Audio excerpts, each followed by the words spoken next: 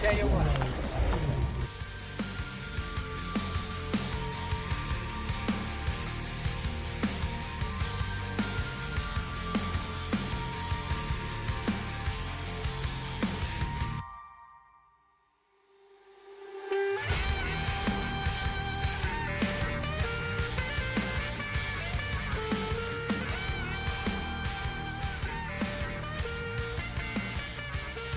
All right, welcome everyone to another episode of the Retic Lounge. I'm excited for today's episode. Today we're going to switch it up a little bit, but still keep it classy with Retic Talk.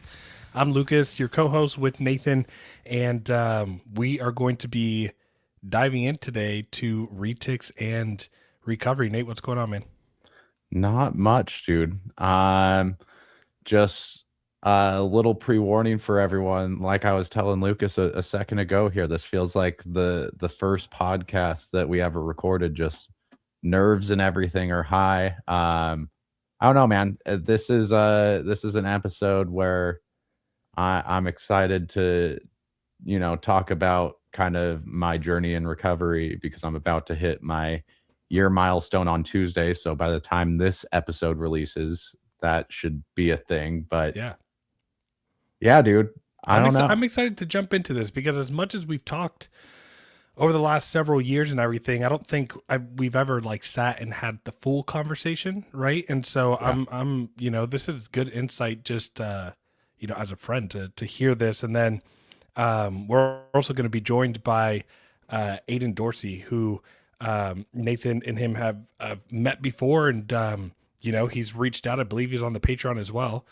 So Aiden's gonna join us and jump in, but I'm ready to jump in if you are. Yeah, man. So before we bring him on, Cold Blooded Cafe, I'm about to make a fat order. So shout out to Des, shout out to Cold Blooded Cafe. If you guys are looking for the finest, most beautiful rodents in the country, use our code Reptile Lounge 20 for free shipping on any order $200 and more. Again, great products, great rodent sales. So have pigs, they get rabbits from time to time. They got a lot of different things. They got chicks. So if you're looking for chickens, you should get them. Yeah, I can't speak highly enough about them. It's really like the go-to. Everything I get from them's always super clean. By the time we put out our next one, I'm hoping that we have a little banner so you guys can get the updated promo code on screen as well. But go to every time when I'm ordering rodents. Yeah. I also do want to give a shout out to a couple other of our sponsors. AE Foundry, right? Adler. Shout out to Adler. He's still doing some work for us in the background. And if you guys are looking for logos, things like that, and follow his new Instagram with his tattoos, Foundry Inc. He has been tattooing for a short period of time, and he is doing amazing freaking work. And so if you are over in the, where does he live again? Ohio? Yeah. Ohio. Yeah. If you're living in the Ohio area or around there, and you're in the reptile community, go hit him up. And then, and of course, dude, I'm in Utah. I'm planning to eventually travel out to him and have him throw something on just because that's the homie. Yeah, whenever he meet, I told him he was gonna do the Lab Exotics flask on me somewhere. He should just do some TRL stuff for us. Like let's be dope. Solidify it and just be stupid. Do you want to get on our ass cheeks? TRL on the butt cheek. I don't know. I think I have some plans for the full legs. Imagine that posing picture of us looking back with our ass cheek down, taking a picture together with it. We could do it at our NARBC auction. Exactly. And then last but not least, Jordan with Heartland Reptiles. If you guys are not already subscribed to his YouTube channel, please subscribe to his YouTube channel. He's been posting content on there weekly. He's taken you along the journey of starting to fabricate and do his own aluminum caging instead of outsourcing it. Mm-hmm. And he's got some awesome pairings that he's doing this season with a couple of his snakes that are off food. So, shout out to those three sponsors. And that's all we need to have Jordan back on. Yeah. It's been a couple years. Mm-hmm. There's been quite the like Big big change. changes. Yeah, Yeah. exactly. Yeah, So no, I'm down. yeah, let's have him on soon. We need to wrap up the book club soon. So fun stuff coming your way this year. The But fucking book club. We still have one more episode to do. Forgot. yep, I would Oh like to man. start that second book. So let's get to it. Let's do it. All right, you ready to bring Aiden on? Yeah. I think before I do, I kind of just want to give a little background into everything going on, how I ended up here, and then how we met before we bring him on. That's cool. Yeah, yeah, yeah. Okay, so yeah, February 17th, 2025, I decided to make kind of a big change in my life. Um, I've you've seen Lucas and I take drinks on the podcast. I was always kind of a big smoker, and there was just a string of events. I had a close friend of mine pass away last year. I had my grandma pass away, and then kind of the breakdown of a relationship I had. And during that relationship was a little bit like sober curious, kind of out of respect, kind of a thing. But it wasn't until those string of events happened that I kind of took a little bit of a pause and evaluated like stuff in my own life, Mm-hmm. evaluated habits in my own life to where I decided, there might be something more going on than just like me relaxing or trying to have fun or whatever. But um, yeah, I was using alcohol, weed, hallucinogens to kind of cope with life. Um, and I noticed habits, while, yeah, those aren't the hardest drugs, and I hadn't really burnt my life down, was very functioning. It was creating patterns of just evasion. I Yeah. was isolating a lot. My friend group was getting smaller and smaller. Um, I didn't have a support system outside of like the podcast and a few close friends that I've kept through high school. And I didn't really feel like running anymore. Um, I didn't feel like my solution to life's problems was really helping anymore. Yeah. Um, so I don't know. There was a piece of me like I have addicts in my family, I have alcoholics in my family, and what I was doing was always in my mind doing it better than them. Like I'm not gonna do the hard drugs. I'm not gonna burn my life down. I'm not gonna like create all these rifts in my life where I need to end up in Alcoholics Anonymous. Mm-hmm. Um, but through talking with some people in the program, my ex girlfriend, my clients who are in recovery, it sounded more and more like this could be a place I belong. So I was talking to a client one day about, just everything that was going on in my life, really trusted the dude. And he invited me to an AA group one night. Yeah. And not gonna lie, I kind of felt a little bit um like a poser in these rooms. I'm like, I'm just a big pothead. Like, I don't need this. Like, I don't know. And then I started hearing everyone's stories.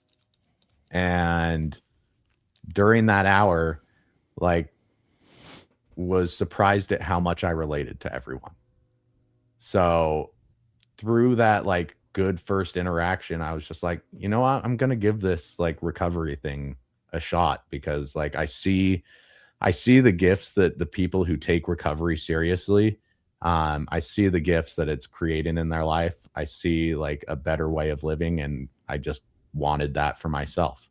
Yeah. Um, so yeah, through this last year, I've really embraced it. I go to 3 to 4 meetings a week. I got a sponsor early on, started working the steps, and while this year hasn't been like perfect, it's given me a lot of clarity in my life. It's given me new tools to be able to take on life's ups and downs without like running from them.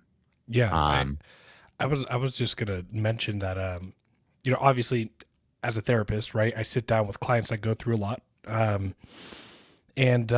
one of the things that I talk about frequently, right, is avoidance, right?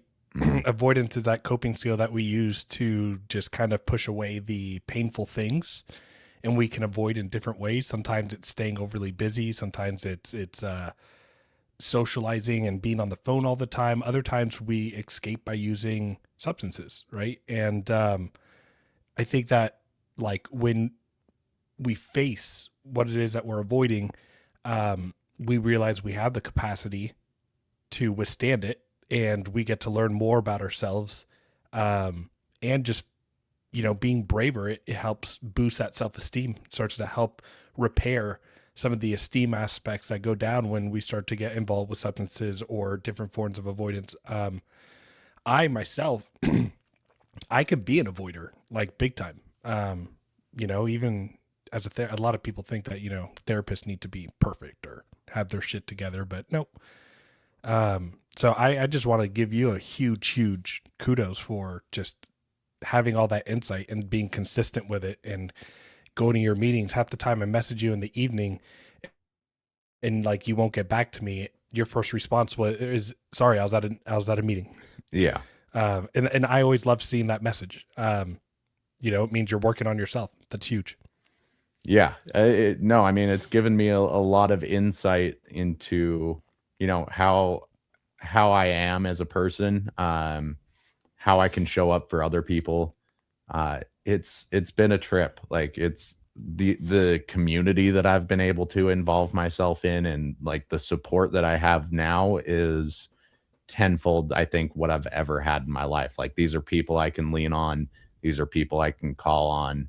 Yeah. And whether it's a good day, bad day, whether I need help or if they need help, like, I always know that there's going to be a line open and like something to do to like continue growth in this world, which is, I don't know, it's just a little bit, uh, it's inspiring to me because like I deal with a lot of depression, and Right. with where things were a year ago, um I didn't know how much longer I really wanted to keep at it. Um and I think that's a pretty common thing for anyone that uses substances to cope with life, deals with. Mm-hmm. But I'm sure you I'm sure you really appreciate it. I know over the 4 years that we've been doing the podcast, I've leaned on you a bunch for emotional support, but Yeah, and that's never a burden. I'm happy, as a friend, right? I'm gonna be supportive and help you out to that extent. I will never be able to be like a therapist to you, but that's why like you going to these meetings and just taking care of yourself is the most important thing. yeah, it's Yeah. a bit of accountability I've never taken in my life, and I'm glad I took that first step. Right. But enough about my story. I'll be able to share that plenty over the next week going to my meetings. I want to talk a little bit about how Aiden and I met. So Do you want to bring him on for this so that way you two can have like a back and forth on like the whole meeting and introduction? sure, Okay, let's get Aiden. let's go for Um, it. Whether you've poured your heart and soul into your reptile business or you've just begun your business journey, AE Foundry has you covered with next level expertise in graphic design, motion graphics, videography, photography, and so much more. If you've been dying for a new logo for your reptile business, motion graphics for your current logo, a new website, or need assistance making your video podcast come to life, then listen carefully. AE Foundry's mission places storytelling at its core.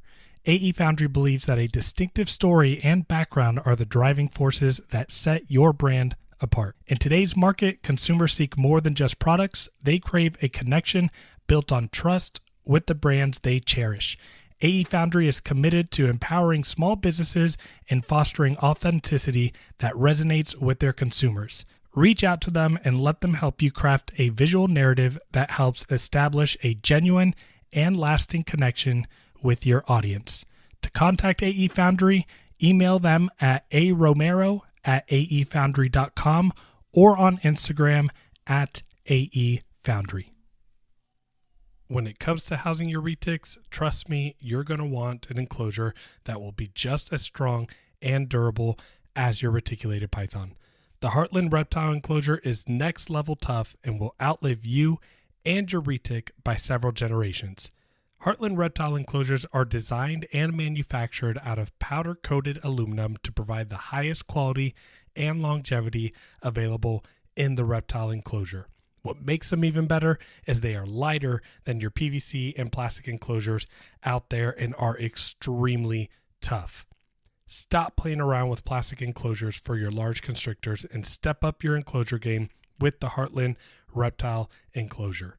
To inquire about one of these enclosures, speak to Jordan himself at Heartland Reptiles on Instagram, Facebook, and on TikTok. Here on TRL, we preach about the importance of using hooks, feeding tongs, and other tools with your reticulated python all the time. Animal Equipment by Stoney not only has all the tools you need for any snake you keep, but they have the absolute best hooks on the market. What sets Animal Equipment by Stoney's hooks apart from the other guys is their polycarbonate hook ends that provide a warm feel that won't disturb or bother your retic, ensuring a positive interaction from the get-go. Since 2008, AE Stoney has been supplying zoos, herpetologists, and other animal professionals with their tools. It's time for you to step your hook game up and buy an AE Stoney hook. To learn more and purchase one of their amazing products, visit aestoney.com. What's going on, man? How's it going? It's going well. Good. Thanks for having me on. Yeah, absolutely. Before we jump into you two, like how you guys met, do you want to give us a quick intro on Yeah, I'd love to. You want my recovery story or you just want my quick to it? I mean, let's do your intro, and I want to hear about your space and like the retic community and what you're doing with that. And then as we talk about you two meeting, let's get into your recovery story as well. Cool. Absolutely. My name's Aiden. I live in Salt Lake City, Utah. I've kept reptiles my entire life, from like picking up little garter snakes and water snakes in the creek behind my house to killing a couple bearded dragons because the pet store didn't tell me they needed UVB. And I just like ended up stumbling upon specifically like locality retics, and I fell in love. And for like the last year and a half, it has been like one of the most fulfilling things to come into my life. So awesome. Yeah. Yeah. What animals do you have right now? Right now I have 6 retics. So I recently made the switch to just focus my time and energy on my retics. I've kept carpet pythons and house snakes, leachianas, geckos, stuff like that. Right now I have 6 reticulated pythons, all with some form of locality influence. Okay, sweet. Yeah. Mm-hmm. That's a solid number. Yeah, I'd say so. Awesome. Yeah. All right. How'd you two meet? So I feel like I'm talking to like a couple right now. Tell me how you two met. Love you, Valentine's Day. I mean, there's been a few times, and Lucas, I'm sure that you've kind of experienced this a little bit.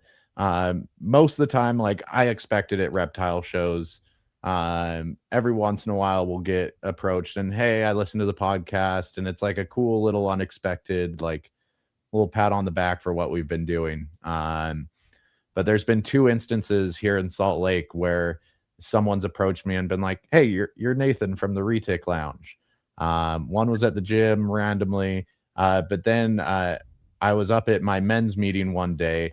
A couple of the guys had found out that I'm the weird Python dude up at the meeting, and so they're asking all the typical questions about what it's like keeping big snakes. And up runs Aiden, and he's like, yo, dude, you're Nathan from the Retic Lounge. And like, I don't think there's a cooler place for me to meet someone, because speaking of isolation, like it's weird being the only one in the room that knows what it's like working with kind of an exotic weird animal. But right, for sure.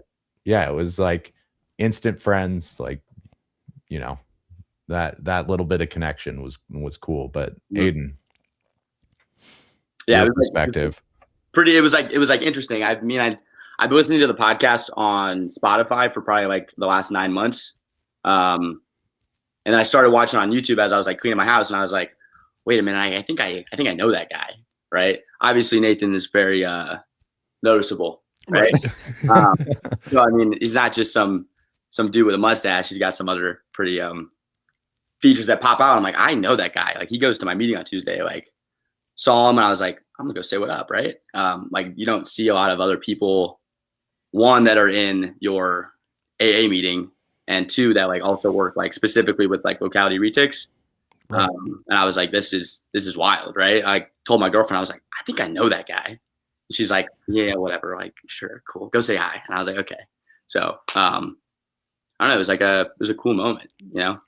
Such two very niche things added together. Like, what are the odds of that, right? No, that's literally, Yeah. that's fate, God's plan, whatever you want to put into it. That's what I'm saying, right? I mean, And yeah, I mean, that I don't think that that's just a coincidence. mm, That's pretty cool. I mean, Yeah. and not only that, but like the fact that you had been listening, Yeah. right? You Mhm. live same area as him, Mhm. like that is literally like when we're talking about meeting people in public, Yeah. probably one of the smallest niche groups Yeah. is reptiles, Yes. right? It's like it's especially reticulated pythons. Mhm. Yeah. Yeah, that's freaking awesome. Mhm.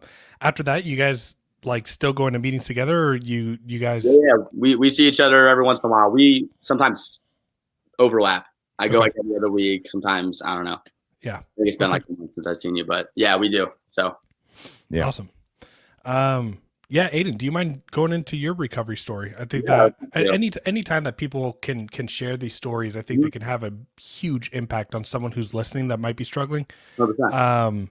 or might be a little ambivalent about taking that next step and taking Mhm. their sobriety serious, right? Mhm.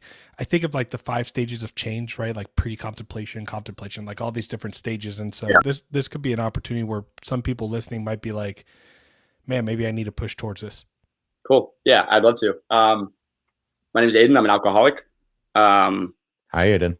Hey, I grew up in Indianapolis, Indiana, right? I'll condense because I could go on for the entirety of the podcast if you let me. But I grew up in Indianapolis, Indiana. I lived with my mom mostly growing up. I have 2 sisters. I was a wrestler growing up. Throughout high school, smoked a ton of weed, drank a ton of beer, like typical kid stuff. Um, I think to like what Nathan said, and the idea that like something was like wrong, right? And we're trying to avoid. I remember always feeling a little bit um, like outcasted. I'm pretty loud. I'm a little strange. Obviously, I have some exuberant hobbies, and I just never really felt like I fit, right? I also really like smoking pot and taking psychedelics, but if I were to pick, my drug of choice is like 100% always going to be cocaine. I love to do cocaine. I love to drink, right? And I remember, like, I smoked a ton of weed. I drank a ton of beer, right? Never really did that well in school, right? And I remember the first time I ever started doing cocaine, it had been like a switch, like flicked in my head. And for like the first time in my life, I felt the inferiority I've always felt turn into superiority, right? So I spent like the next probably like 3.5 years of my life chasing that. I started getting like really high at like 17 years old, right? I'm a early bloomer. I've like been in and out of the legal system since I was about 16. Public intoxes, like getting caught with like possession for weed and stuff like that. Just being a bad kid. I went to a few treatment centers, a couple IOPs. The first time I ever went out to Utah, I was court ordered here by a judge. I just had racked up a couple like small offenses, public intoxes, like breaking and entering into a pool or whatever, like dumb kid shit, right? Like all the while, like doing very like large amounts of like anything I could really get my hands on, right? I would consider myself like a little trash can junkie. If you got it, I'm gonna take it, right? I'm always trying to not feel like me. because that's the most uncomfortable I could ever be, right? Like getting sent to treatment or being in a jail cell is like easy compared to like what I like felt internally. Um, I I AMA'd from the treatment center I was sent to out here. I think I did like 4 months. I finished the court ordered appeal or whatever. I flew back home, immediately straight back to it, right? And I think that's like really funny because that's like the avoidance and like the lie we tell ourselves is that like I, with full intention, told everyone around me and I convinced myself, I was like, I'm going to stay sober, right? Obviously, the way I'm living my life is not cohesive to what I want for myself, right?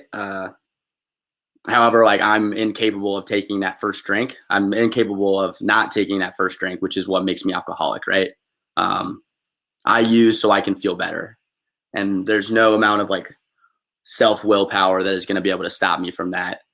I got high for like another year, probably. And like what you said with like the God's plan thing, right? This is gonna sound super corny. I'm sitting at a show, I'm like getting really messed up, and all of a sudden, like this wave of like knowledge comes upon me, and I'm like, you're like, I'm sitting there, I'm 20 years old, and I basically like set myself up either to rot away in jail or die, right? I feel like those were like the two options I had like laid out for myself. Mm-hmm. You know, maybe I could have gone a couple more years, but I mean, the way I used, like I'm super reckless. I like to get behind the wheel. I don't think about other people, so I'm not really thinking about myself too much either.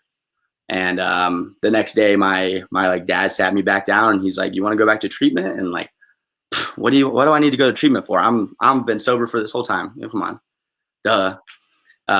Next week, I'm on a plane out to Utah again.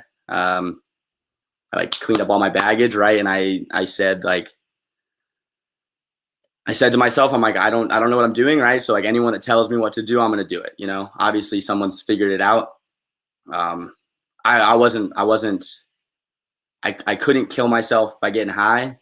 So the only other option I had was to live, right? So I went to treatment out in Utah. I went to this place called Balance House. Wonderful program, great people. All the staff are in recovery. I did 13 months there. I got a sponsor. I worked the steps in my first, I think, 5 months of recovery. I kind of lollygagged on my fourth step because that's the one where you have to like actually do stuff. I have a home group. I have worked in treatment for about the last 2 years of my recovery. I got sober in 2022. I got sober in October of 2022. So this October, I will have 4 years of continuous sobriety. I worked with a sponsor. I did the steps. I sponsor other people. I try to be active in my home group. I try to be active in service. I try to be helpful when I can. And God willing, I've maintained almost 4 years of continuous sobriety, and I have not picked up a drink or drug since then. My life is like quite incredible today, and I do owe it all to Alcoholics Anonymous, truly. So that's the snippet of me. Yeah. Use. So yeah, I appreciate you for sharing that. It sounds like early on shit was really rough. I was balls through the walls pretty quick. Yeah. Yeah. There was no gradual with me. Yeah. And that's kind of how I do things now too. I just am able to take a step back and maybe assess, you know. They say you get like a second of reaction time for every year you stay sober. So right now I'm at like 3.5 seconds. Right. That's not anything I've heard yet, but I liked it. That was a good one. I heard that like in a third timer meeting, and I was like, yeah, that's me. That's true. Yeah. I only got 1 second, so There's no seconds. I like that you you know, so I really do like the AA program, NA program. I love their emphasis on also giving back. 100%. and hearing that you're at that stage Mhm. in your recovery, that you're starting to do that. And that's where fulfillment really starts. Yeah. I worked at a treatment center. I worked at the treatment center that I went through for almost 2 years. Awesome. And I wouldn't call myself a therapist. I'm also a coach. Yeah. So I work with a company that when people get out of treatment and they don't really have a set plan, we work with them and their families to kind of like help streamline the process to like self-sufficiency. Yeah. So, That's awesome. mhm. Yeah. I mean, talking about again, purpose, self-esteem, all those things that are so vital for our basic living. Giving back is one of the easiest ways to, have a fulfilled life. Yeah. Service is the best way to stop thinking about yourself. Yeah. To get out of the ego, to get out of the pride and the superiority or inferiority that can flip flop on a dime, Right. Exactly. Yeah, that's probably the biggest thing that kept me sober over the first year is they talk a lot about like don't jump ahead on steps, but I feel like in a way step 12 work you can really kind of get a little bit of a jump on. You can start helping people immediately.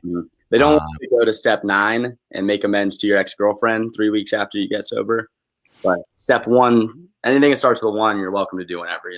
Yeah, maybe don't sponsor anyone until you've worked the steps, but I mean, like any opportunity that I got to help someone move, I had a friend who committed suicide during my first year of sobriety, and like I was one of the first people that was called on, and it's like this program teaches you without hesitation when you're able to help someone, you help someone. So, showed up, cleaned out the house, just was there in any way possible. And I think I don't know if I hadn't done that, if I would have dealt with the situation as well. 100%. I mean, yeah. Right. How was it for you guys going to those first AA meetings? Anxiety provoking? Like early sobriety? Yeah. Like extremely. Yeah. Yeah. I mean, everything was terrifying. I have never lived a real day in my life until I got clean. And so, I mean, I'm like 1 day old, going to a meeting. Obviously I assume everyone's making fun of me. Obviously I assume everyone's looking at me, right? I'm a vulnerable individual in those early days, right? So yeah, anxiety inducing for sure. Yeah, same here. Like I talked about early on, like definitely didn't feel like I was part of until, talking with some people, hearing some stories that kind of connected. But yeah, it was all those same feelings, feeling out of place, but that's what us alcoholics are really good at doing, especially in the early days, is not feeling part of. Yeah, and you take our favorite coping mechanism away, and all of a sudden you have to feel everything all the time, and it's like So. Yeah. Funny enough, this isn't my my first bit of sobriety. It's my first bit of recovery. Yes. The first time I was sober was probably around the age you were starting off on your debauchery, but I was first sober out of spite. I was straight edge, and it was all to try to piss off my mom, who was using for years and years. It was like, okay, she can't control her shit, so I'm going to. But that sense of community was easy to get. There's a lot of straight edge kids here in Salt Lake. There was a lot of hardcore shows going on. So all you had to do was not drink, not drug, and just like go to hardcore shows. Yeah. That was easy. But, after a little while of, I'm not getting any benefit of this besides just like being sober out of spite. Like, of course I went back out. Yeah. Yeah. I mean, we can make up a million reasons not to drink, and we're still going to do it, Yeah. Right. Man. So, Aiden, I want to know what your expectations were getting sober. Like, what were your expectations, and then what was different from your expectations of getting sober? My expectation from getting like when I decided to get clean and sober, was to like stop ending up in jail, right? That was like probably number one. I don't know. I didn't have like a ton of hopes, right? Most of it was like pretty self-driven. Like I hope I can wake up and be happy. I hope I can stop going to jail, and I hope I stop getting nosebleeds every day, right? And then like what I got obviously was like it was so much more, you know. I have like the life I have now is nothing like you couldn't write it in a book, right? You couldn't tell a fictional story about my life today. It's normal and it's hard sometimes, but like I have so much capability to like influence my own life today. Like I'm a very avid skier, right? I didn't ski until I got clean. Like I have like passion that isn't driven by uh, like a dopamine deficiency in my brain anymore. Um, I'm like helpful to others. I like call my mom and dad on a regular basis. I can like be there for my family and my friends. It's like such minuscule small things that like for someone like me means so much because for the first 20 years of my life, all I thought about was myself. Yeah, I mean, all those things that you mentioned that you're able to do now, like, you know, we take for granted that those are like that, you know, for a lot of people, those are day in, day out things, right? But for someone who's struggling with addiction, that stuff isn't on the forefront of their, it's not even a, like, there's no, no ability, no capacity, right? Because you're trying to get your needs met. Yes, 100%. I could not afford the snakes I have on the salary I had when I was getting high, you know? Right. So, yeah. No, a lot of my collection, even though it was built during my addiction, was, you know, because I had someone kind of co-opting it with me. yeah. And, you know, I'm lucky that I was able to sustain it for the few years between us splitting up. But I mean, just going back to what you were talking about with like relationships with family and yourself, like I didn't realize the strain that my selfishness and addiction had put on some of my relationships with family and friends. So being able to re-explore those and be open about like where I'm at now, it's cool to see those relationships change slowly. Absolutely. What were you expecting for yourself when you got clean for the first time, or this time when you got clean? You know, I just wanted clarity in my life. Yeah. You know, I felt like I had done everything in my power with you know, my career and where I was going in life, but I was just at this plateau where I was like, I don't know if it's ever going to get better than this. My expectations were just to like be a part of something for once. And I got that, but I got so much more. Yeah, I don't think I would have expected, like I would have expected a couple contacts, a couple friends, but I mean, it's kind of crazy how fast it all grows once you get serious about it. Yeah, absolutely. I think the most unexpected thing for me was during my step 9 work. You know, I have a couple older sisters, 11 and 13 years older than me. And you know, I thought they were going to be my easiest amends to make. They weren't in my life a ton. I didn't think I had affected them that much. But we never were all that close. And then I sat them down kind of around Christmas time and, you know, just talked about, you know, wanting to be a better brother to them and like kind of starting to unpack little issues throughout our lives. Nothing that was still ongoing, but that was the one I thought was going to be the easiest ended up being like the most impactful. We sat together for an hour, like really unpacked a lot of our family trauma. And yeah, I think we're on a good path to like really have a better adult understanding and a better like relationship with each other. Yeah. I wouldn't have ever expected that. You guys both mentioned like doors opening, right? And like Mhm. different things coming into your lives now that you guys are working on your sobriety. And it just kind of like struck with me, like when you spend every waking moment avoiding, right? You're running, right? Mhm. And you run too fast to realize the opportunities that exist. You're running past the doors, right? And Mhm. now that you guys get to focus on your sobriety, you guys are now walking and the doors are left and right. You're just not running past them anymore. Yeah. Yeah, absolutely. I mean, things fall into my lap all the time, and I'm like, okay, Yeah. okay, I take things as they come in turn. Yeah. It's not always easy, but as long as I'm clean.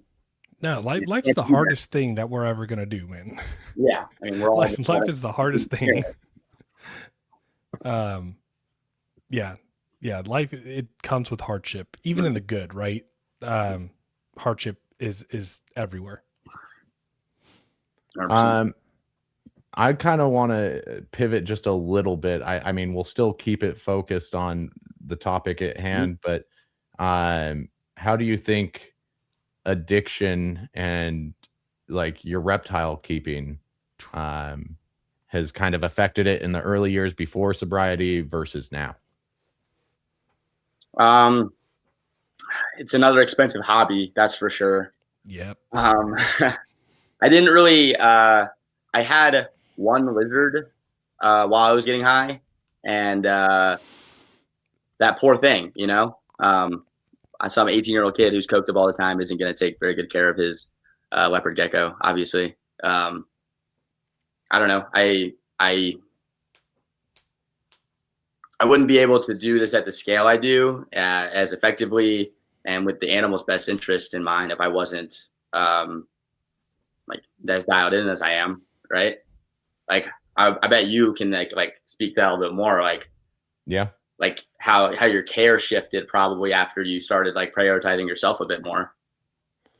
Yeah, I mean, for me, I would say like I think the priority and care just increased for Yeah. sure. Uh-huh. Um, Definitely a little bit more focused on like where I want to take the collection. Hmm. That's been a big thing. I Yeah. was able to go from, wanting that addictive rush of more, um, and dial that back into no, what do I really want to do with Hmm. this? Yeah. I want to produce in a way where like I know where all these animals are going. Mhm. I know they're going to be cared for. Yeah. Of course, my care elevated a little bit. I would get lazy with it. I would come in here. Um, I would smoke weed with all the intention of going and cleaning up my animals after, but then I would go off and watch YouTube or Netflix for the next 6 hours and Yeah. keep coming in here. Oh yeah, I got to clean those cages, but I'm just going to take a dab instead. Yeah. I mean, it's Um like a burden at that point, right? yeah, no, now it's a responsibility that nothing's really getting in the way of besides just my will to do it. Yeah, absolutely. And we can work on that sometimes. Yeah. Yeah, I'd agree, right? Like keeping an animal shouldn't feel burdensome, right? Like we all enjoy caring for them at some extent, obviously. Um, when you put someone in a box, I feel like you should give it everything you can, right? Yeah. Mm-hmm. So At the very least, at the very least, at least their basic needs being met, right? Mhm. Fresh water, clean bedding, Yep. right? Those kind of things. Yeah. Yeah, for and it's not similar, right? I don't want to compare or anything, but because I got apples, you guys got oranges, but my snakes to me, when I first got into this, were kind of like my addiction. Mm. I grew rapidly. I always wanted more. I wanted more. And I finally, over the last year and a half, have started moving things out and like realizing like, no, like this isn't it. Right. Um, so but it took me a while to get there. And yeah, and when you do grow like that and you get that many animals, it does start to feel a little bit like a burden, right? It starts to become like a headache, a chore to like go in there and, you know, every night got to get down on your knees and scrub a, you know, 30-inch deep enclosure and sweat your ass off because my garage is 83 degrees. So yeah, I'm thankful that I finally just like started having more awareness and insight. It was willing to like tell myself like this is starting to become a problem as opposed to a solution for something. Mm-hmm. Yeah, so I've lightened my workload quite significantly. Yeah. And Mm-hmm. it's been the best decision I've made with the animals. Mm-hmm. I mean, everyone gets better care, right? Yeah, I kind of struggled with that, especially when I got into the Retics. Like I always got the addictive personality, right? I remember, so I got my first Retic, and then, you know, obviously, like, what else can I get, right? And that's how I've always been with like everything. Snakes happen to just, you know. Mm-hmm. Yeah, no, that's definitely something I wanted to touch on. I mean, I don't know how keyed in, Aiden, you are to like the larger reptile community, but after being in it for years, going to some of the national shows, like you know, just having the friend list grow on social media, you know, I've noticed a huge, especially going to shows, like the alcohol thing's huge. Like any of those NARBC auctions, everyone's getting toasted, having a good old time. Yeah, but I then mean, and not just alcohol. I mean, people are high left and right. People are doing hallucinogens. They're smoking weed. Like, yeah, that's not surprising to me. That's not surprising. Such a niche thing, right? Reptile people are weird, you know. We're weird, and like weird people do drugs sometimes, you know. Doesn't surprise me, actually. Yeah, but I didn't really notice early on into going to these shows, and like as that community was growing on social media, I didn't really notice until maybe the last 4 or 5 years, people talking about their recovery. And now I'm seeing it more and more often where people in the reptile community are celebrating milestones or talking about their recovery. And I think like part of our reptile addiction really kind of ties in with our substance abuse as well. Like impulse buying is something we've talked about on this podcast since we've started. And I think it kind of goes hand in hand. It for sure does. I mean, I can attest I am sometimes an impulse buyer, you know. Usually I have a cage ready, but like sometimes I don't, you know. Like now that I'm like kind of looking into like maybe starting to look into the future, like breeding wise, I'm like, well, did I actually need this particular animal, right? Like, would that have been better in someone else's home? And then that puts the responsibility on you. Like, are you going to care for this animal, or are you going to rehome it, right? I don't think we should just be giving away reticulated pythons to anybody. You know, you can't just like take it to a rescue and hope for the best. It's not. It's not very ethical. I mean, it's not ethical really for any animal. I think retics specifically, though. I mean, they're highly intelligent. You know, you see the gears, and it does take a toll on it, absolutely, to rehome. I mean, I like taken in rehomed retics, and you see them. They don't know me. You know, and it's very apparent when you go to take them out for the first time. Oh yeah. Oh yeah. It's like, this isn't my father. Who are you? Get your hands off me. You have to start from square one, and it's not always the easiest with something that has a little bit of age, a little bit of size to it. Yeah. And like, yeah, I mean, the impulse buying thing, it's just like, dude, am I getting this because it fits into my plans, or I really want it and I really want to care for this thing through its life, or am I chasing that next dopamine hit? Right, a little bit of both. Yeah, I'll full on say like a lot of my purchases are fucking dopamine hits. Yeah. I think it is for a lot of people in the industry. And while that's fun, like, is it putting the animal's best interest first? Yeah. I mean, and you can look at the ball python community, right? It's got to catch them all game, right? I was going to say it's Pokemon. Yeah, it's got to catch them all game. You know, people have hundreds of them in racks, right? And Yeah, I definitely think that within the niche of the reptile community, you have a large portion of it that is getting that same dopamine boost as you would with an illicit substance Mm-hmm. when you're buying these animals and you're breeding them and selling them, and then you're buying more. And yeah, it's a cycle. Yeah. If you just say you're gonna breed, there's like the promise of profit, so it rationalizes it, you know? Right, but and then again, you want to talk about avoidance, right? People start to make this their identity, their Mm-hmm. personality. They run away from the other things in life, and they focus solely on the snake thing. Mm-hmm. Um, so yeah, I mean, there's a lot of overlapping concepts. Yeah, 100%. My ex-girlfriend could attest to maybe avoiding with the snakes, you know? Yeah, for sure, You know, hey, you gonna clean those cages for a fifth time this week? 100%. 100%. I gotta take them all out. They all need to play, you know. I need like 6 hours, okay? Please leave me alone. So I'm assuming she got the memo. you got the memo, yeah. Got the memo. Now, obviously, you got sober before getting into the retics, and Mhm. I'll talk a little bit on this as well. But do you feel like the emotional regulation you get through sobriety helped you be comfortable with the fact of you're taking care of a larger constrictor now? Yeah, 100%. I mean, I've had snakes before. Um,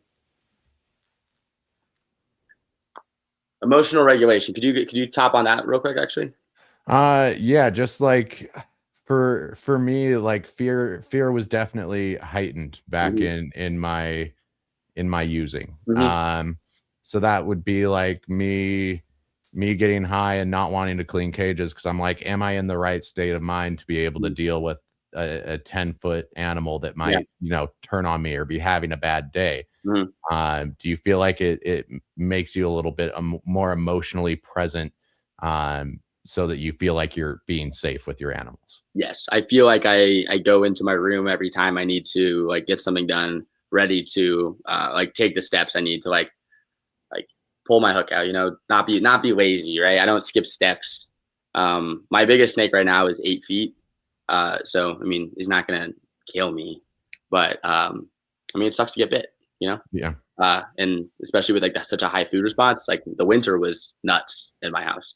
Um, for some reason, my male was evil. He was evil. Every time I walk by, snap, snap, snap, snap, snap. Like even on the hook, I had him on the hook, putting him in his tub to like clean his cage. Boom, wrapped around, bit my arm. I was like, come on, dude. Like, um, he just comes along with the territory. But yeah, like I'm for sure more like apt to like take the necessary precautions to work with these animals.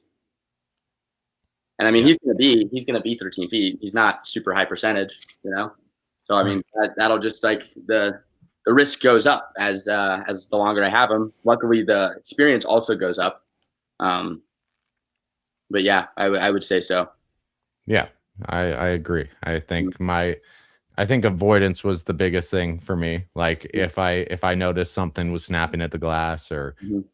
later at night where food response might be higher, Yeah, and either high or a little sauced up from alcohol after recording or whatever, I would avoid it till the next day, and then who knows if I'm gonna be in the right state of mind to Mhm. get that done before having my fun. But Yeah, I think now, like, I can go into any situation, whether it be a bad day with the biggest girl hmm, to just an, even keel, easy day with the snakes, hmm, and just be a little bit more present so I don't have accidents happen. absolutely. Yeah, Right. I mean, every bad interaction we can avoid with them is a step in the right direction. So Yeah. yeah, I mean, I had a I had a mite scare like a couple months ago, right? And like it was ended up not being a thing, but Did it end up being wood mites or? it wasn't anything. Oh, It wasn't okay. anything. But I still stripped everything, you know. I washed for 3 weeks, right? Sprayed everything. There's no way I would have for 21 days straight been able to like come home and like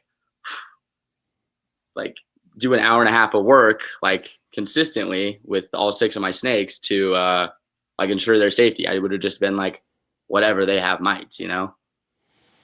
Luckily, I avoided that. But like, yeah, I mean, there's so much to do. There's Mite no scares are the worst. What up? Mite scares are the worst. It was terrible. I was Yeah. freaking out. I had to call my mom. She doesn't know anything about snakes. And I called my mom. I go, Mom, it's over, dude. Like, I gotta move or something, dude. This is terrible. You know, I lost my mind. It was insane. Yeah. Now imagine that. Imagine that feeling, but having like 80 snakes. Yeah. No, I'd have to go lie down for a little bit. Yeah, But, no, mite scares, like I hate getting them, you know, with even though I've reduced my collection a bunch, it's still, you know, there's different racks, different cages, different everything. And so I just make it part of my practice now. I'll take my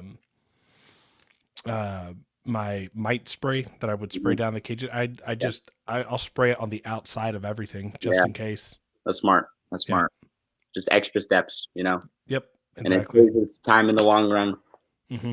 So, yeah, I mean, I'm freezing all my substrate right now. I've been like, since that scare, it's like very strict 2-week freeze on all my substrate. So, I've actually never thought about that. I mean, I keep on paper, so yeah, you know, I like stick paper in your freezer. Yeah, there's no wood mites that are coming along with paper, and that's. I mean, back when I was keeping ball pythons, I had wood mites for sure, but I've never had a full blown mite scare. Yeah. Definitely treated animals and cleaned them up after, you know, doing some stuff at local shows, but my collection's pretty close for the most part. But that opens my brain up to maybe bringing some substrate in and doing like a little 50-50. It's nice to keep the bottom of your freezer empty. Yeah, it is. I like the way that cocoa looks. I throw it in. So yeah, I like some on cocoa. I like cocoa too. And if I ever am like low and I don't have the opportunity to run over to Reptichip here in San Antonio and pick up a bunch, I do freeze it as well if I get it off of like Amazon. Yeah. Because you never know if people are housing it with animals or anything like that. Fortunately for me, with Reptichip in my backyard, their warehouse where you can see them pressing and doing everything with the chip that they do, and they don't have any animals in that warehouse. So I know I might get wood mites, right? Like that's a common thing, but those are also very harmless and generally die off pretty quickly. Yeah. Let me ask you, Aiden. You step into the retic game. You have 6 animals now with some locality percentages and everything. What do you are you just keeping? Are you looking to breed? Are you like, what are you, I guess, like, what are you trying to accomplish? What are your goals? I was explaining this to Nathan before you had hopped on. When it comes to morphs, I think they're pretty, right? It doesn't compute in my brain, right? You're speaking music to my ears right now. What was that? You're speaking. This is music to my ears right now. Yes. So I'm fascinated by the natural world. I'm quite the outdoorsy individual. I really love the locality stuff, right? So I actually just started purchasing an animal that you produced. One of your Kalatoa females from your wild caught clutch back like 2022. Yeah, 2022. So that's my first pure animal. I would like to breed her, right? I'm really interested in like all the stuff that like Rodney's been doing with like the super Malukus and stuff like that, like locality crosses and stuff. Morphs make no sense to me, right? Yeah. And I think that the localities like on their own are just as beautiful. I would love to have like the localities that I find the most fascinating in my collection, which would be like Ternay, Halmahera, Soleil, Coyote, Tombolongan. I've been psyched on Tombolongan recently. Kalatoa. I mean, Kalatoa, I felt like that was like a really good one to like start to work with, right? There's probably the most information of all of them like on that one. So, right. Yeah, that's probably the direction I want to go. I want to go with localities. I'm geeking out on it. So, yeah. One of my favorite pairings I ever did was a locality cross. Was a Soleil or Kalatoa. The Soleil-Toas, dude. Yeah, they're beautiful. Yeah, I loved them. I loved them so much. It was crazy how much they adopted from the Soleil side of things. Yeah, they're very bright. Yeah, So, bright. They had the bulldog face nose. mhm, There's a few that you could tell had more of the Calatoa head structure, and it was cool being able to see them side by side. mhm. But yeah, no, that's awesome to hear another locality nerd Yeah, wanting to mess with that kind of stuff. So the animals that you have right now, do you have morphs? Do you have wild types? I have one wild type. Okay. I have two brothers actually. My first retic I bought from Mike Larry, who's all over in Yep. West Valley. Mhm. I was just scrolling through our local classified, and I was like, maybe there's retics on here. Boom! I hit him up. I asked him a ton of questions. I asked all the like, oh, where'd he come from? So and so, whatever. So my first one, 25% Kalatoa tiger, right? Simple, easy. He's 7.5 feet. I got him at about 5 feet. Um, I have 50% Coyote from Nathan Hess. I have two that I rescued actually. So would love to call them dwarfs. Can't call them dwarfs. They're extremely tiny. They're for sure like stunted animals. Whoever had been taking care of them prior to me was not doing a very good job. Um, According to the knowledge I was given, both are about 3 years old and under 5 feet. Okay. Okay. Yeah. I have a cow that I got that was told was a dwarf. I paid the adoption fee for him. He is supposedly 3 years and he's about 4 feet long. Oh, geez. So Yeah, I mean, a boy needs to eat. that boy needs to eat. He been eating. And I have a purple albino girl, unknown locality percentages.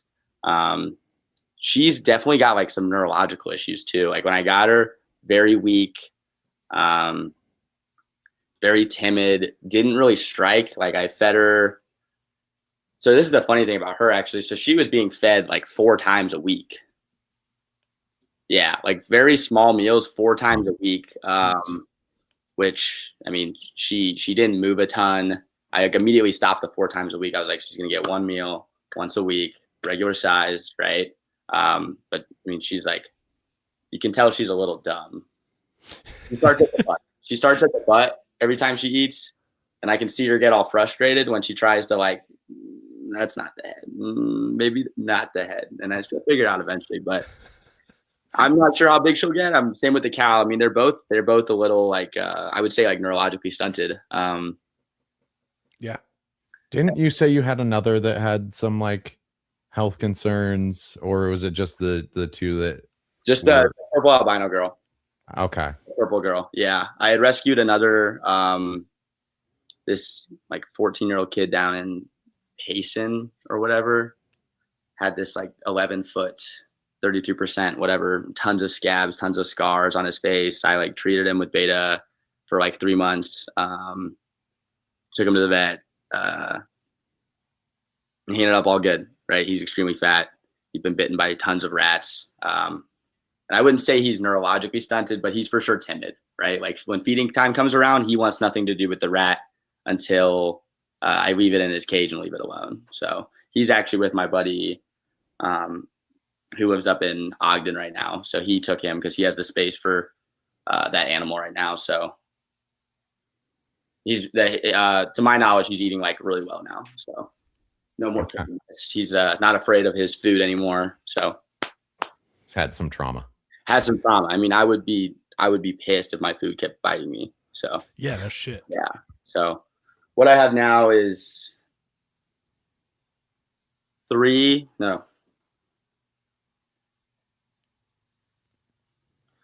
known locality percentages, and then I have the two unknowns, and then I have the Kalatoa coming in 2 months. So Okay. Sweet. I have snakes in my bedroom. And you talked a little bit about your plans for that Kalatoa. You want to Yeah. talk about that? Yeah, I'd love to. I'm a newbie. We'll just like get that out there. I'm a newbie, right? I would say I take really good care of my animals. I know this industry can be a little cutthroat, right? So I would like to breed her, right? I would like to make more Kalatoas. I think it's important that we continue the lineage of locality retics. Right. It would be really sad for that to die off in our country, you know? Yeah. like whether it's me or someone else that does it, I don't think it matters, right? But I feel very passionate about these snakes, and I think that I give a lot of attention to detail to my animals, and I think I would be successful in my endeavors to produce more Kalatoas and probably do some locality crossing as well. So I really like the dark snakes. With Nathan on like all the punk rock shit, right? You know, dark and black and evil, right? It would be cool to have like a Halmahera that is a little bit smaller. Right.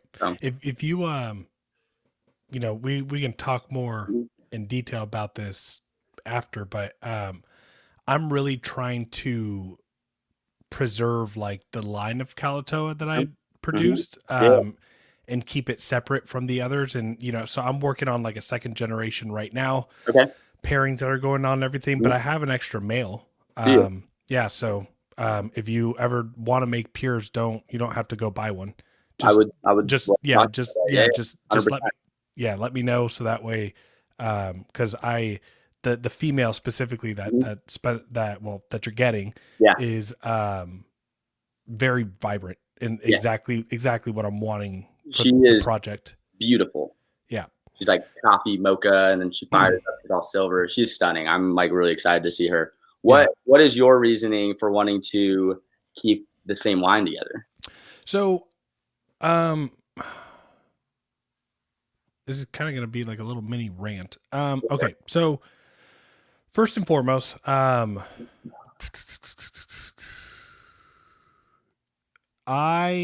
there are too many animals out there being called Kalatoa that I don't see enough information on it, right? Agreed. So that's one thing, right? But there are some other lines like, so I'm not against taking other lines of established Kalatoas to mine, but a lot of people in the retic world for some reason are under the impression that like, you know, line breeding will create, it's inevitable and will like, you know, in a few generations will create shitty snakes that have developmental issues and all the yada yada.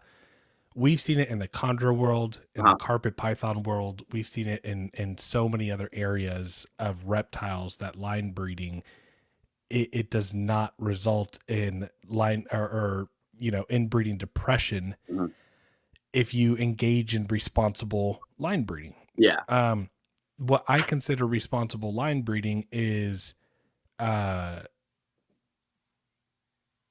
you know, not force feeding, right? Survival of the fittest mindset, right? Healthy animals live, unhealthy animals don't, and continuing to build that. Another reason as well that I want to keep my line established and separate from other lines is because, well, one, visual, right? I'm trying to enhance that vibrant yellow and the silver colors that a lot of them have, and I want to continue to push the envelope. And you know, I've always said like my goal is to make pure Kalatoas that look better than platinums. But also because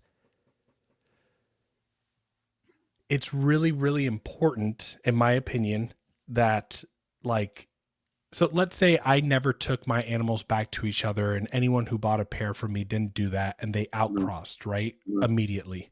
That means that if that's never done, no one is ever going to be able to get a pure form of that line.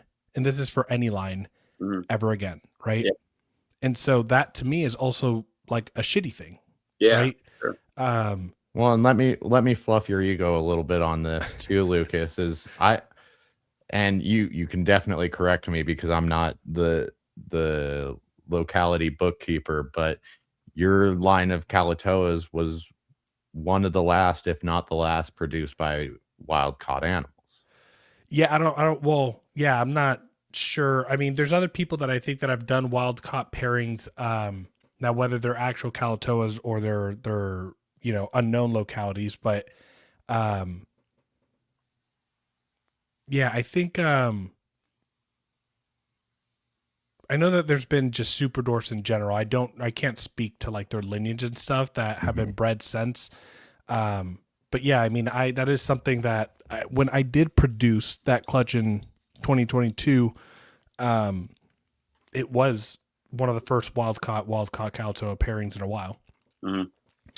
Um, And like having all that paperwork, just like what would you compare it to? Like I tell people like sometimes it's like purebred dogs, right? But the paperwork on that is a little bit more up in the air. And I would say like the pure Calato is like the pure locality stuff.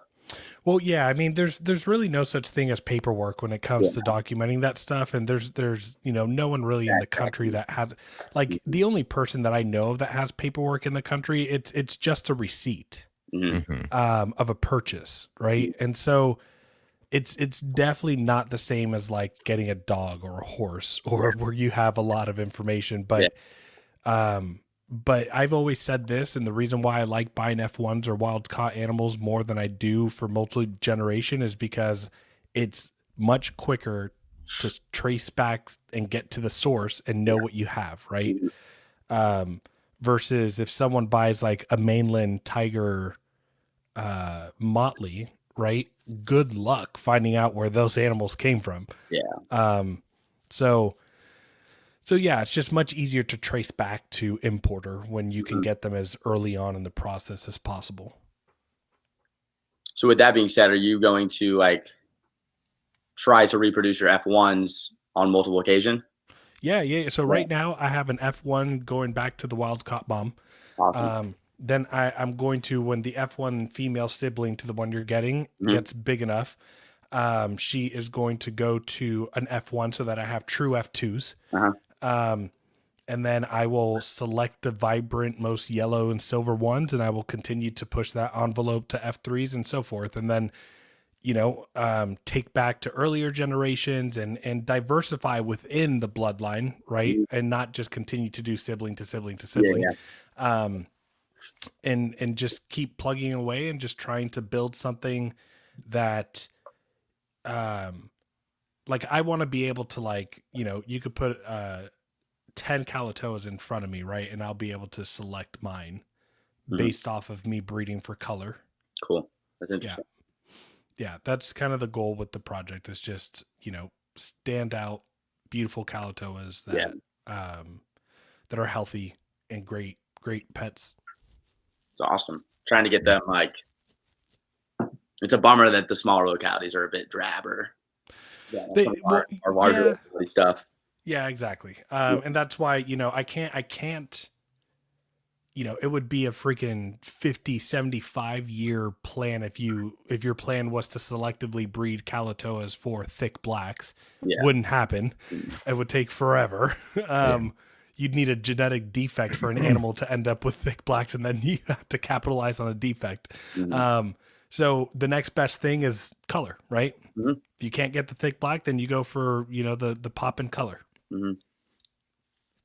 Oh, and by the way, I might have shared this with you, but someone produced a clutch from a sibling of yours, and they took it to an anery animal and produced what looks like anery in the clutch, which I suspected that they were possibly pos het or het anery Yeah. based off of the wild caught male. He was as silver of a snake that I've ever seen. Well, and how the one you're acquiring fires up and down like it, yeah, It's it wouldn't surprise insane. me. Yeah. So I again, was looking at her too, so I got a little giddy when you texted me that. yeah, so there's that chance too, right? And so Yeah. that's another reason why I want to continue to line breed, right? And see if I can prove a legit Anery Calato. Right now, so that's Yeah. that'd be crazy. I mean, if we paired your male to mine, then that would be a chance to. Yeah, that'd be a pretty good chance. All of my stuff is technically het anery, but I mean, who knows? And trust me, the male that I have here that I refuse to sell, Uh-huh. he is as silver as it gets. Really Yeah, he's beautiful. awesome. It's incredible. Yeah, I'm looking forward to it. So we'll connect in the future. We'll talk about it. Yeah, for sure. Yeah. well, Lucas, you wanna start rapping? Yeah, I mean, I shout out to Aiden. Thank you both for sharing your stories on your journey, your sobriety. Thanks for having me on. Yeah, absolutely. It takes a lot of courage to talk about it, even though, for you, Aiden, you've been, telling your story for, 4 years now, and Nathan, you're coming up on a year. But it's still just one of those things that's not always easy to do, especially here in this reptile platform. This is a little different, I'm assuming, from what you two have done in the past. Yeah. So, I mean, it's pretty comfortable within the recovery space, but I right. feel like it's a bit more vulnerable on here. But my mindset going into this was like, if it reaches one person that, you know, might be affected by this, or like, you know, wants a little bit of support in a niche community, you know, outside of just the recovery community, I want to be here for that. Speaking of, Aiden, how can people reach out to you? How can they find you online, look at your animals, reach out for help, whatever they need? Any and all of that, you can reach out to me on dorsey.exotics on Instagram. Cool. Awesome. Yep. All right. We're going to send you to the back, Aiden. It was a pleasure talking, seeing your face, meeting you. And yeah, we'll be chatting some more. Yeah, of course. Thank you, guys. Have a good one. Yes, sir. Yeah. That wasn't too bad. That was a great episode. Yeah, I liked it. I just kind of want to follow up with that. Like, if you do need help, if you just want to talk to someone about something going on, if you're in recovery and, you know, you want someone in the snake space, I'm always available. You can reach out to me either through Cats Reptiles, any of my social media under Nathan Katz. As well, if you just want my phone number, I'll throw it in the episode descriptions, but it's 801-209-1446. I'm always available for someone who wants to talk. So yeah. All right, on that note, we'll probably see you back here in a couple weeks for episode 146, and I think we'll, at that point, let's knock out the book club next. yeah, let's sounds get like that. Let's get that sounds out of like the a way. good idea before having Jordan on. Yeah. All right. Take care, everyone.